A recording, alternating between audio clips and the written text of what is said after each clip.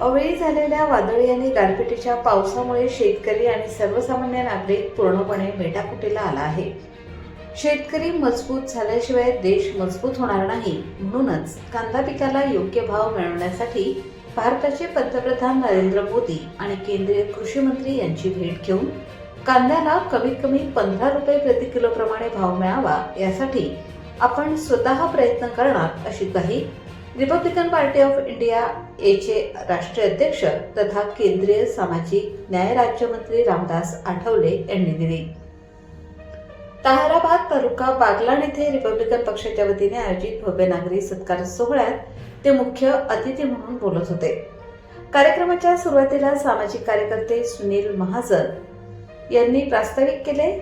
Taharabad Republican पक्ष, विविध पक्षांचे पदाधिकारी आणि कटगड विविध कार्यकारी सोसायटीचे सभापती के.पी. जाधव यांच्या हस्ते नामदार रामदास आठवले यांचा जाहीर नागरी सत्कार करण्यात आला. याप्रसंगी माजी जिल्हा परिषद शिक्षण व आरोग्य सभापती यतीन पगार, सोसायटी सभापती के.पी. जाधव, सुनील नंदन, जीवन गवांदे, ज्ञानेश्वर नंदन, पंकज भांबरे, अरुण नंदन, गजानन साळवे आणि वैभव नंदन यांनी आठवले यांना तालुक्यातील विविध प्रलंबित विकास कामांचे निवेदन दिले.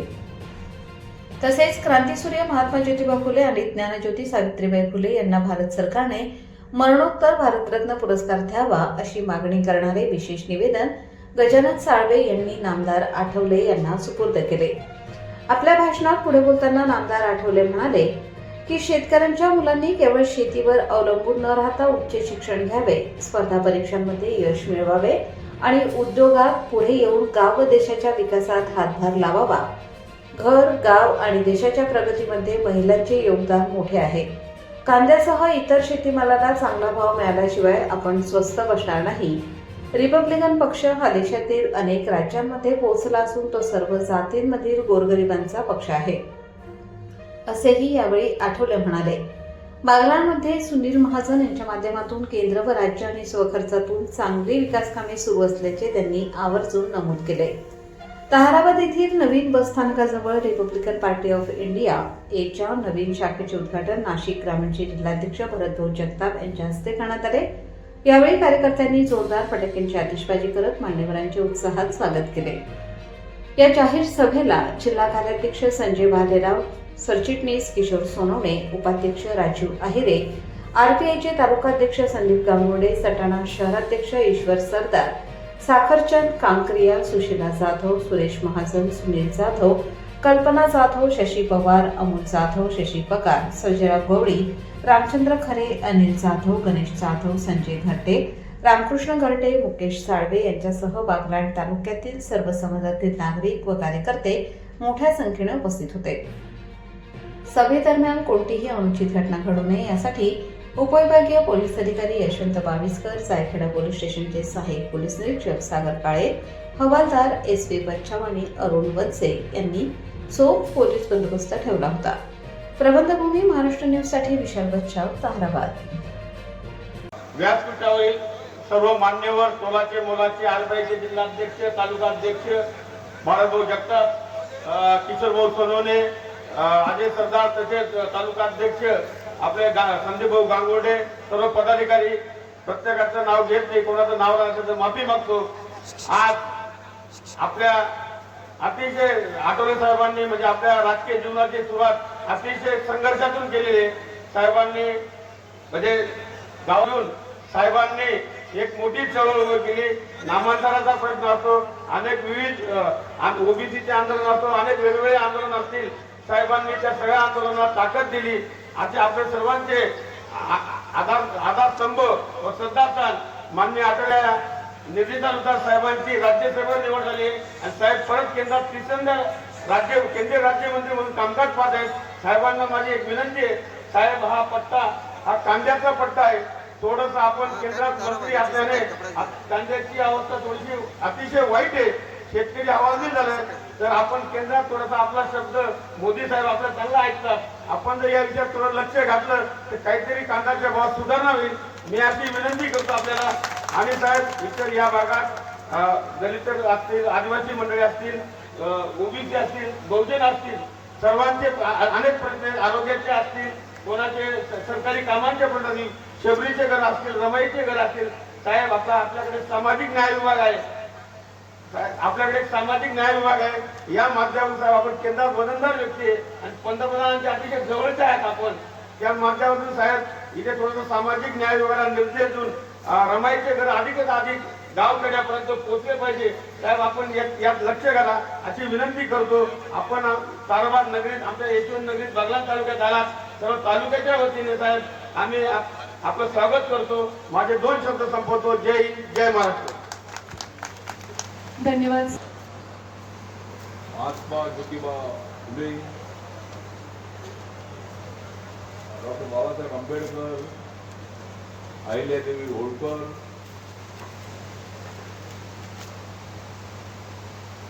सावित्रीबाई फुले, अण्णाभाऊ साठे यांना वंदन करून मला आणायची आहे या भागातल्या तमाम दलित, आदिवासी आणि सर्व जनतेला जाग. मला आणायची आहे या परिसरातल्या प्रत्येक व्यक्तीला जाग. म्हणून मी आलेलो आहे ताराबाग.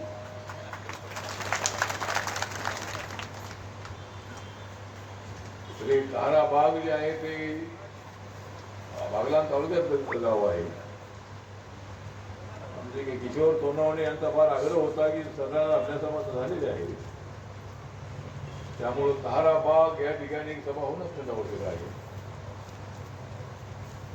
आणि आज माझं फारच खुश आहे मन, आज माझं फारच खुश आहे मन, कारण आजच्या कार्यक्रमाचे स्वागत अध्यक्ष आहेत सुनील महाजन. सुनील महाजन हे सोशल वर्कर आहेत. बाबासाहेब आंबेडकरांच्या, महात्मा ज्योतिबा फुलेंच्या, शिवरायांच्या विचारावर ते श्रद्धा ठेवणारे आहेत आणि गोरगरीब माणसाला, दलित, आदिवासींना मॅक्झिमम मदत करण्याचा त्यांचा प्रयत्न असतो. या ठिकाणी तालुक्याचे अध्यक्ष संदीप गांगुर्डे आहेत, कार्याध्यक्ष बागलाण तालुका ॲडव्होकेट नरेंद्र टाकिया. कुठे आहे टाकिया?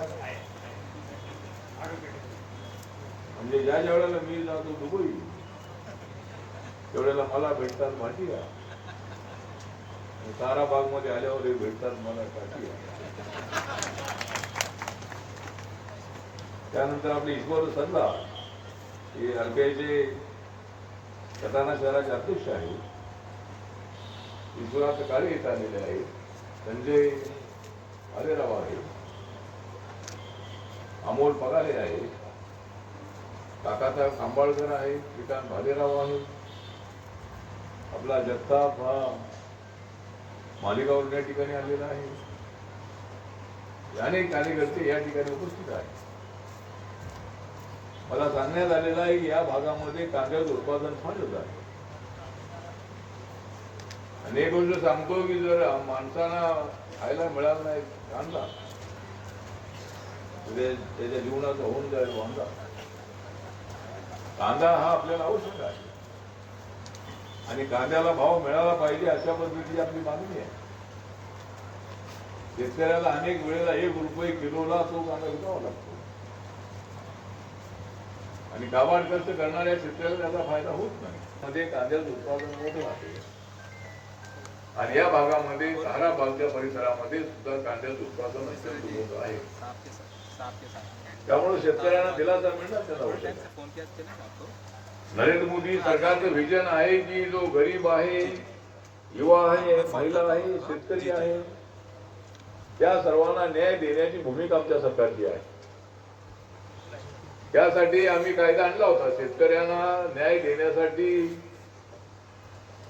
जो कायदा आला होता त्या कायद्याला पंजाबच्या महाराष्ट्र सरकारमध्ये सुधाकरराव नाईक यांच्या मंत्रिमंडळामध्ये मी असताना त्यावेळेला 14 एप्रिल 1990च्या अगोदरचं जे अतिक्रमण आहे ते नियमित करण्याचा निर्णय झाला होता. एक तर नरेंद्र मोदींचं सरकार आल्यानंतर 25 कोटी लोक गरिबी रेषेच्या वरती आलेले आहेत. हे की माणूस उपाशी राहता कामा नये यासाठी आमचा प्रयत्न सुरू आहे. गावागावातल्या कष्टकऱ्यांना न्याय मिळाला पाहिजे ही भूमिका आमची आहे. आणि जोपर्यंत या सगळ्यांना न्याय मिळत नाही तोपर्यंत आम्हाला समाधान अजिबात नाही. देशाची इकॉनॉमी तर वर चाललेली आहे. आम्ही 4 नंबरवर आलेलो आहोत. थोड्या दिवसांनी नंबर 3वर आम्ही येणार आहोत. आणि 1 नंबरला अमेरिका, 2 नंबरला चायना आणि नंबर 3ला भारताचा नंबर लागणार आहे. पण ठीक आहे, ही तर इकॉनॉमी आहेच आपली पुढे चाललेली आहे. मेड इन इंडियाला महत्व आम्ही दिलेलं आहे. आणि तालुक्यामध्ये जिल्ह्यामध्ये MIDC ची जागा त्या ठिकाणी करू, त्या ठिकाणी छोटे मोठे उद्योग उभे राहिले पाहिजे. MSME जे आहे MSME मध्ये 30, 40, 50, 60% सबसिडी आहे. त्यामुळं 1 कोटीचा, 2 कोटीचा, 10 कोटीचा, 20 कोटीचा, 30 कोटीचा एखादा जो प्रोजेक्ट आहे तो सुद्धा आपण उभा करण्याचा आवश्यक आहे. पण शेतकऱ्यांच्या मुलांना सुद्धा माझं निवेदन आहे की आपण आता उद्योगामध्ये पुढे आलं पाहिजे.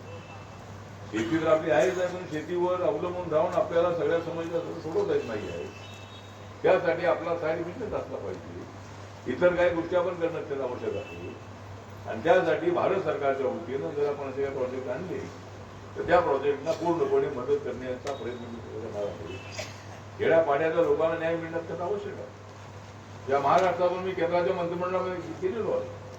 बाबासाहेब आंबेडकरांचा आशीर्वाद नसता तर कदाचित मला दिल्लीच्या तख्तावर पोचता आलं नसतं. आपल्यासाठी किशोर सारखे लोक, असे असंख्य लोक जे आहेत ते माझ्या पाठीचे नसतील तर मला नरेंद्र मोदींच्या मंत्रिमंडळामध्ये जाता आलं नसतं. मी आपल्याला एवढं सांगतो की रिपब्लिकन पक्षाचं नाव मी देशामध्ये पूर्णपणे नेलेलं आहे. भारताच्या कानाकोपऱ्यामध्ये रिपब्लिकन जाऊन पोहोचलेला आहे. नागालँडमध्ये आपल्या पक्षाचे 2 आमदार आहेत. मणिपूरमध्ये आपला पक्ष देखील नाही जात. अजून 2 छोट्या राज्यामध्ये जर आम्हाला मान्यता मिळाली तर आपल्या रिपब्लिकन पक्षाला राष्ट्रीय मान्यता मिळणार आहे. आणि देशामध्ये नंबर 1ला BJP आहे, नंबर 2ला काँग्रेस आहे, नंबर 3ला आम आदमी पार्टी आहे, 4 नंबरला बसप आहे. आणि आपल्याला जर या 2-3 वर्षामध्ये जर अशी मदत मिळाली तर आपला पक्ष हा 5व्या नंबरवरती जाणार आहे. आपला पक्ष छोटा पक्ष आहे, गोरगरिबांचा पक्ष आहे, पण लोकांना न्याय देणारा आमचा पक्ष आहे. आणि बाबासाहेबांचंच म्हणणं असं होतं की फक्त दलितांच्या मतावर निवडून येणं शक्य आहे. म्हणून बाबासाहेब आंबेडकरांनी ऑल इंडिया शेड्यूल मिळून बरखास्त व्यक्ती केली आणि रिपब्लिकन पक्षाची स्थापना करण्याचा त्यांचा प्रयत्न होता. ते असताना काय RPI स्थापना झाला नव्हता.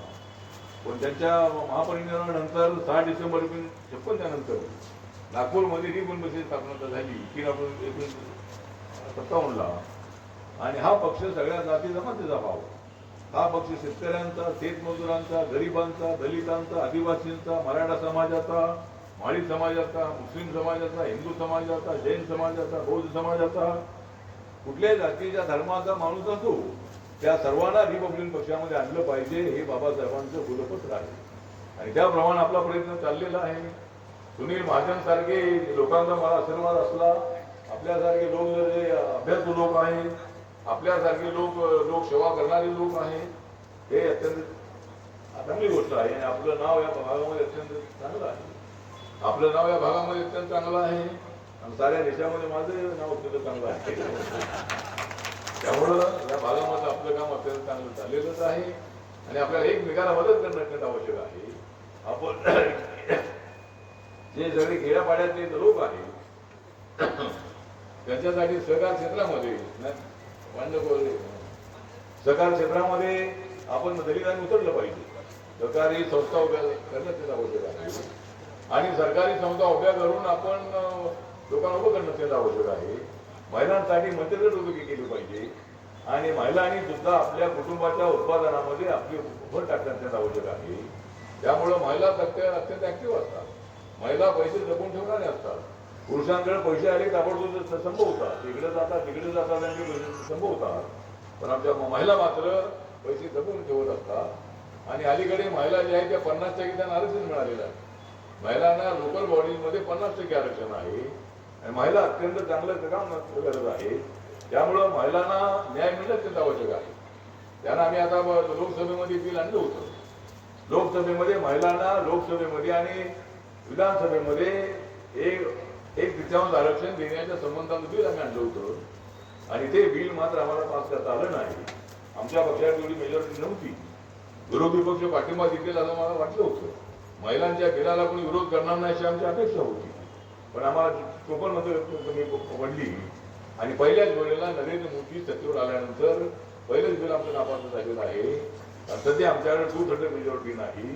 त्यामुळं बिल जरी फेल झालेलं असलं तरी महिलांना लोकसभेमध्ये आणि विधानसभेमध्ये रिझर्वेशन मिळालं पाहिजे अशी आमच्या पक्षाची भूमिका आहे. आपल्याला माहिती असेल इतिहासामध्ये की बाबासाहेब आंबेडकर पंडित जवाहरलाल नेहरूंच्या मंत्रिमंडळामध्ये लॉ मंत्री होते, कानून मंत्री होते. त्यावेळेला त्यांनी महिलांच्या हक्कासाठी हिंदू कोड बिल आणलं होतं आणि ते हिंदू कोड बिल जे हिंदू कोड बिल त्यावेळेच्या सगळ्या खासदारांनी त्यांना नाकारलं. महिलांना एवढा न्याय देण्याची आवश्यकता नाही तुम्ही त्यांनी घेतली. त्यामुळे बाबासाहेबांनी आपल्या लॉ मंत्री पदाचा राजीनामा दिला होता. त्यामुळे महिलांना न्याय मिळणं अत्यंत आवश्यक आहे. आमचा प्रस्ताव होता की पार्लमेंटमध्ये 543 जागा आहे, 545 जागा एकूण निवडणुकीच्या 543 जागा आहे, 2 अँग्लो इंडियन जागा असतात आणि 543 मध्ये आम्हाला ठरवलं होतं की 273 273 जागा वाढवायच्या आणि पार्लमेंटच्या 816 जागा करायच्या आणि जे मतदान छोटे होतील आणि सगळ्यांना चांगली संधी मिळेल. महिला 273 महिलांना पार्लमेंट येता येईल असं आमचं बिल होतं. पण ते बिल मात्र होऊ शकलं नाही. पण महिलांना मात्र न्याय देण्यासाठी माझा पक्ष नरेंद्र मोदी सरकार ही सातत्याने आपल्या पाठीशी आहे आणि त्यासाठी आज इथे आम्हाला येण्याचा उशीर झाला. या ठिकाणी दुपारी 4 वाजता येणं अत्यंत आवश्यक होतं. तरी आपण एवढी रात्र झाल्यानंतरही आपण या ठिकाणी उपस्थित आहात. जे आपले प्रश्न आहेत, कांद्याचा महत्वाचा जो प्रश्न आहे त्यासाठी मी नक्की प्रयत्न करणार आहे. पण आपल्या तरुणांना माझं निवेदन आहे की उद्योगामध्ये आपण पुढे आलं पाहिजे. दलित तरुणांनी सुद्धा उद्योगामध्ये पुढे आलं पाहिजे. आपण आपल्या पायावर उभं राहणं तेच आवश्यक आहे. किती दिवस आपण दुसऱ्याकडे मागत राहणार. त्यामुळे आपण आपल्या पायावर उभं राहण्याची ताकद उभी करणं अत्यंत आवश्यक आहे. त्यासाठी सरकारी योजना आहेत, या योजनांचा फायदा आपण उठवणं हे अत्यंत आवश्यक आहे. त्यामुळं आज इथे एवढ्या अत्यंत सुंदर अशा सायंकाळी हवा म्हणजे एकदम अत्यंत चांगली सुटलेली आहे हवा. ताराबाग मध्ये अत्यंत चांगली सुटलेली आहे हवा. कारण मला घडवायचा इतिहास नवा. त्यामुळे आपल्याला इतिहास घडवायचा आहे. या चांगल्या हवेमुळे फक्त हवा खाऊन काय आम्ही जगणार नाही. फक्त कांदा आपल्याला लागतोच लागतो. रोज प्रत्येकाला कांद्याशिवाय अजिबात जमत नाही आहे. पण त्या कांद्याला काय प्रभाव मिळत नाही आहे. त्यामुळं मी नक्कीच वाढवणार आहे तुमच्या कांद्याचा भाव. मी नक्कीच वाढवणार आहे तुमच्या कांद्याचा भाव. मग माझं या भागामध्ये चांगलं होईल नाव. त्यामुळं माझं नाव चांगलं होईल. पण चांगलं होण्याचा विषय नाही आहे. पण आपल्याला न्याय मिळणं आवश्यक आहे. शेतकऱ्यांच्या शेतमाला चांगला भाव मिळाला पाहिजे. कांद्याप्रमाणे इतर शेतकऱ्यांच्या उत्पादनाला प्रभाव मिळणं आवश्यक आहे. त्यासाठी सुद्धा आपल्याला प्रयत्न करायचा आहे. त्यामुळे आज इथे आपण सगळेजण आलेले आहात आणि सुनील महाजन यांनी फार मोठं मदत या कार्यक्रमाला केलेली आहे. त्यामुळे आपण सगळेजण आज इथे आलेले आहात. मला पुढे डोळ्याचा कार्यक्रम आहे, त्यानंतर उजरला कार्यक्रम आहे आणि ते येण्यासाठी मला बराचसा वेळ लागलेला आहे. त्यामुळं या ठिकाणी जास्त वेळ न घेता या ठिकाणी म्हणजे गावात सगळे आमचे राजा आमचे आहेत, वाघ आहे, प्रभाकर राघव आहे, अनेक मान्यवर जे आहेत ते या ठिकाणी उपस्थित आहे. त्यामुळं माझा जास्त वेळ न घेता आम्हाला तुम्ही माझ्या घरी जायचं आहे. त्यानंतर आम्हाला पुढे जायचं आहे. त्यामुळे आज इथे आपण सगळे शेतकरी, शेतमजूर, कष्टकरी, दलित, आदिवासी आपण इथे आलात आणि आदिवासी समाजाला न्याय मिळाला पाहिजे अशी भूमिका आहे. जो ट्रायबल बेल्ट आहे त्या ट्रायबल बेल्ट मधल्या सगळ्या लोकांना न्याय मिळाला पाहिजे. सध्या आपल्या देशामध्ये दलितांना शेड्यूल कास्टचं 15% आरक्षण आहे. 7.5% आरक्षण आपल्या आदिवासींसाठी आहे. असं 22.5% आरक्षण सध्या आपल्या दलित आदिवासींना आहे. 27% आरक्षण ओबीसीना आहे. आणि मी सुरुवातीपासून मागणी केली होती की ओबीसीना जसं आरक्षण मिळालेलं आहे, SC STला जसं आरक्षण मिळालेलं आहे, तसं मराठा समाजातल्या गरिबांना सुद्धा आरक्षण मिळालं पाहिजे. आणि नरेंद्र मोदीच्या सरकारने निर्णय घेतलेला आहे की इकॉनॉमिक विकास सेक्शन जो आहे, EWS जो आहे, त्या EWS म्हणजे तो हिंदू असेल, मुस्लिम असेल, कुठल्या जाती धर्माचा असेल, जी जात SC OBC मध्ये येत नाही अशा सर्व जाती जमातींना आरक्षण, त्या जातीतल्या फॅमिलीतल्या मुला मुलीला शिक्षणामध्ये आणि नोकऱ्यामध्ये आरक्षण देण्यासाठी 10% आरक्षण दिलेलं आहे. त्या आरक्षणाचा सर्वांना फायदा होतो आहे. त्यामुळं आपण सर्वजण त्या आरक्षणाचा फायदा उचलून असणं आवश्यक आहे. UPSC ची एक्झाम आहे, MPSC ची एक्झाम आहे, बँकांची एक्झाम आहे, त्याचं ट्रेनिंग त्याचा अभ्यास करून आपले मुलं जे आहेत मुलं कलेक्टर झाली पाहिजे, CEO झाली पाहिजे, ॲडव्होकेट झाली पाहिजे, प्रोफेसर झाली पाहिजे, सायंटिस्ट झाली पाहिजे, यासाठी झालीच पाहिजे. पण माझ्यासारखी डिटेल झाली पाहिजे. त्यामुळे सगळे डिटेल सुद्धा आपण होणं आवश्यक आहे. त्यामुळं आपण सगळेजण या ठिकाणी आलेले आहात, वेळ बरीच झालेली आहे. त्यामुळं आपल्या सगळ्यांचं मी या ठिकाणी अधिकारी आभार करतो आणि आम्हाला पुढे जायचं असल्यामुळं मी सगळ्यांची परवानगी घेतो. जय भीम, जय भारत, जय महाराष्ट्र, जय बाबा तालुका. साहेब, आपण आपल्या